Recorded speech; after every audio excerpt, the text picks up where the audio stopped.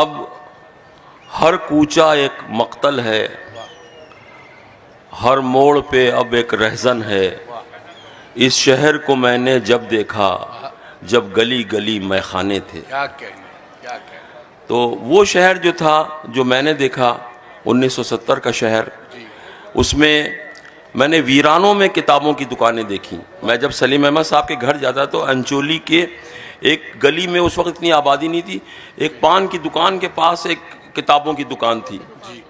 اور میں نے کراچی میں جس طرح اپنے موبائل مال آپ دیکھتے ہیں نا، میں نے کتابوں کا مال دیکھا ہے ریگل پہ، ریگل کی گلی میں، اور اس کے نیچے ایک شاعر کی دکان تھی، حسن سوز، وہ شاعری بھی کرتے تھے اور کتابیں بھی فروخت کرتے تھے، اور فارغ اوقات میں وہ جنگ میں جو ہے وہ پروف ریڈر تھے یا کتابت کرتے تھے۔ آپ نے صحیح فرمایا، تو میں وہاں بھی ان سے ملنے جاتا تھا۔ اس پورے فلور پہ ہر منزل پہ کتابوں کی دکانیں تھیں، اور ایک ایسی بھی کتابوں کی دکان تھی جو مفت میں کتابیں دیتا تھا۔ یعنی ایک یہاں بہت بڑا بار تھا الفا ہوٹل کے پاس، اور اس کے برابر میں ایوان دوستی والوں کی ایک دکان تھی۔ تو کبھی سلیم احمد جاتے تھے، بھائی پہلے خنوف کے کمپلیٹ ورکس دے دو، تو وہ اپنے پروپیگنڈے کے لیے جو یعنی رشین انقلاب کے بعد جو لٹریچر چھپا ہے وہ سب وہ مفت میں دیتے تھے۔ اور تہہ خانوں میں ایک تہہ خانہ تھا وہاں سامنے، رمپا پلازا کے سامنے، اس پہ ایک کتابوں کی دکان تھی، فارسی کی کتابوں کی دکان تھی آقائے فرزانہ کی، اور وہاں سے ہم لوگ کتابیں لینے جاتے تھے۔ ایک بار فردوسی کا شاہنامہ ہم وہاں سے خرید کے لائے، اور اس کا نام تھا کتب خانہ آریہ مہر۔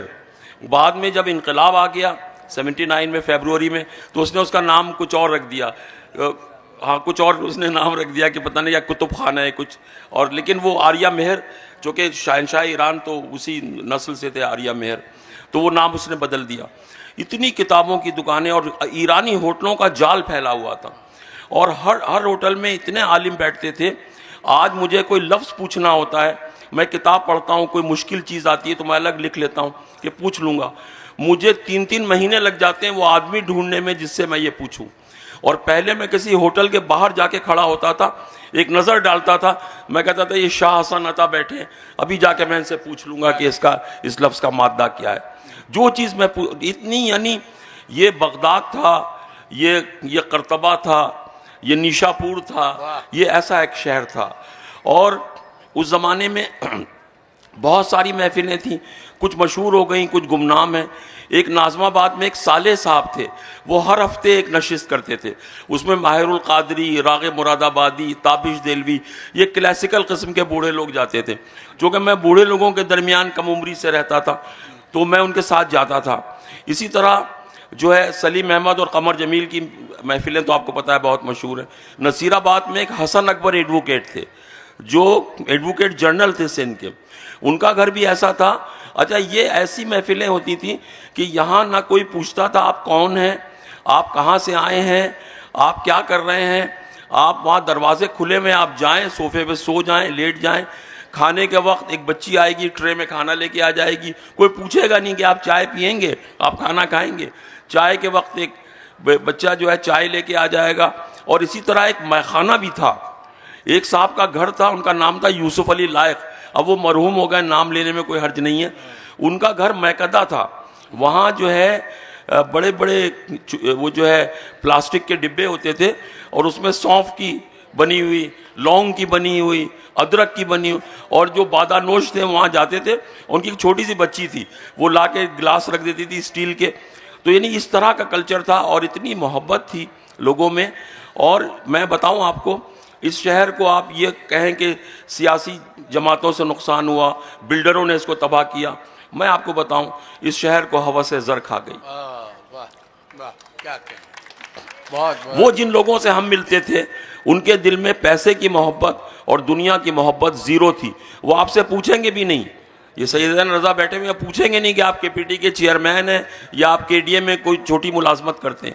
یعنی ایک بار میں نے ایک ایسا منظر دیکھا، میں سلیم احمد صاحب کے پاس بیٹھا تھا، ایک صاحب ان کے پاس 22 سال سے آ رہے تھے، عارف بھائی جانتے ہیں، اطہر زیدی۔ تو سلیم احمد نے ان سے کہا کہ بھائی اطہر، مجھے ایک کام ہے، یہ بتاؤ کہ تمہارا کوئی اے جی سندھ آفس میں جاننے والا ہے؟ تو انہوں نے کہا سلیم بھائی آپ کو ایسی بات نہیں کہنی چاہیے تھی۔ ان کا بھائی میں نے کیا ایسی بات کہہ دی؟ کہنے بھائی کوئی جاننے والا اے جی سندھ کے آفس میں ہے؟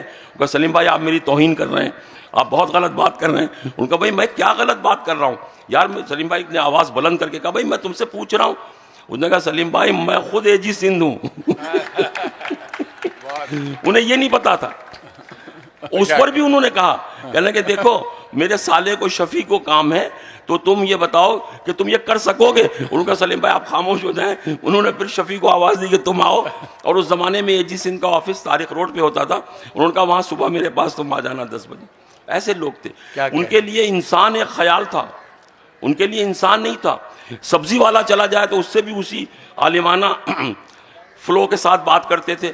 کبھی ان لوگوں نے کسی کو یہ نہیں کہا کہ جیسے آج کل لوگ کہتے ہیں کہ تم جاہل ہو, تم نے یہ کتاب نہیں پڑھی, تم میری بات نہیں سمجھ سکتے, تمہارے اندر یہ صلاحیت نہیں ہے.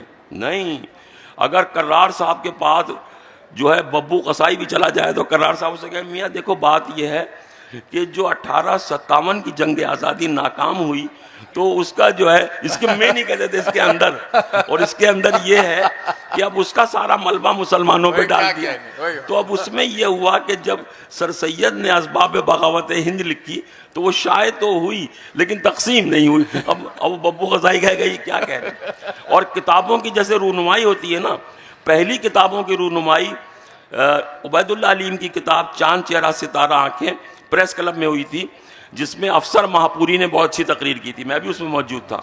اور پہلے ایسے تقریب ہوتی تھی, مثلا کسی کی کتاب چھپی تو ایک شخص اپنے گھر پہ مشترک دوست ایک دعوت کرتا تھا کھانے کی, اور وہ اپنی کتاب لے کے وہ آتا تھا, بیٹھتا تھا وہاں. اب وہاں لوگ گفتگو کرتے تھے, کبھی کبھی اس کا مذاق بھی اڑاتے تھے, تنقید بھی کرتے تھے, کوئی تعریف بھی کرتے تھے. جب سلیم احمد کی کتاب چھپی اقبال ایک شاعر, تو احمد ہمدانی نے اپنے گھر پہ دعوت کی. یہی تقریب رونمائی اس زمانے کی جو ہوتی تھی, اور اس میں احمد ہمدانی اور اطہر نفیس اور اس زمانے میں لاہور سے اختر حسین جعفری آئے تھے وہ بھی, اور سارے شاعر ادیب جو ان کے احباب تھے. اب اس میں سلیم احمد نے یہ کہا کہ بھئی اقبال جو ہیں, اقبال نے مولا علی کی فکر کو اور ان کی دانش و حکمت کو کاٹ کے الگ پھینک دیا, صرف زور حیدری کو لے لیا, ان کی حکمت اور دانش کو نہیں لیا. تو لوگوں نے کہا وہ کیسے؟ کہنے کہ اقبال نے یہ لکھا کہ میرے لیے ہے فقط زور حیدری کافی. اب فقط کا لفظ لکھا ہے اقبال نے, میرے لیے ہے فقط زور حیدری کافی, تیرے نصیب فلاتوں کی تیزی ادراک. کہا کہ وہ جو تیزی ادراک ہے, وہ جو دانش ہے اور حکمت ہے, فلسفیانہ مباحث ہیں, وہ تیرے سپرد ہے, ہمیں نہیں چاہیے. ہمیں تو ذوالفقار چاہیے, ہمیں تو زور حیدری چاہیے. اب اس کے دادا استاد بیٹھے ہوئے تھے کرار صاحب. اب دیکھیے کرار صاحب کا یعنی لیول دیکھیے ان کے انٹیلیکٹ کا. کہنے لگے بھائی سلیم, اچھا جب وہ بولتے تھے تو سلیم احمد کی سٹی گم ہو جاتی تھی 10 بستہ. یعنی ان کی عزت اور احترام کا حال یہ تھا کہ جب اردو کے سب سے بڑے نقاد محمد حسن عسکری کی کتاب چھپ چکی تھی انسان اور آدمی, اس وقت انہوں نے پوچھا سلیم بھائی کی موجودگی میں, سجاد باقر رضوی نے مجھے بتایا, کہا کہ بھائی عسکری ہم نے سنا ہے تم بھی کچھ مضامین وغیرہ لکھنے لگے ہو. تو ان کا جی جی جی بھائی ہمیں بھی دکھاؤ تم کیا لکھتے ہو. یعنی لیکن ایک لفظ انہوں نے جواب میں نہیں کہا, 10 بستہ, یہ احترام تھا. تو کرار صاحب نے کہا کہ سلیم یہ بتاؤ کہ کیا زور حیدری کے اندر دانش حیدری شامل نہیں ہے؟ واہ. تو انہوں نے کہا یہ بات, انہوں نے بڑے فخر سے کہا کہ یہ بات صرف میرا استاد ہی کہہ سکتا تھا سلیم بھائی نے.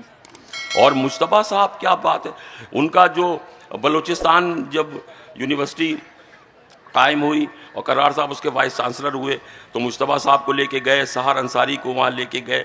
تو مجتبیٰ صاحب ایسی ایک تہذیبی شخصیت تھے, اور رسائی ادب پر تو آپ سمجھ لیں کہ ان کی سطح کا آدمی جیسے اکبر حیدری تھے ہندوستان میں, اس جیسے شارب رودولوی ہیں اس لیول کے آدمی تھے. اور کیا زبردست اور بڑے کم آمیز آدمی, ہر ایک سے نہیں ملتے تھے, اور لیکن اسی سے چہکتے تھے اور بولتے تھے جس سے ان کو کوئی دلی نسبت ہو. تو اس طرح کا معاشرہ.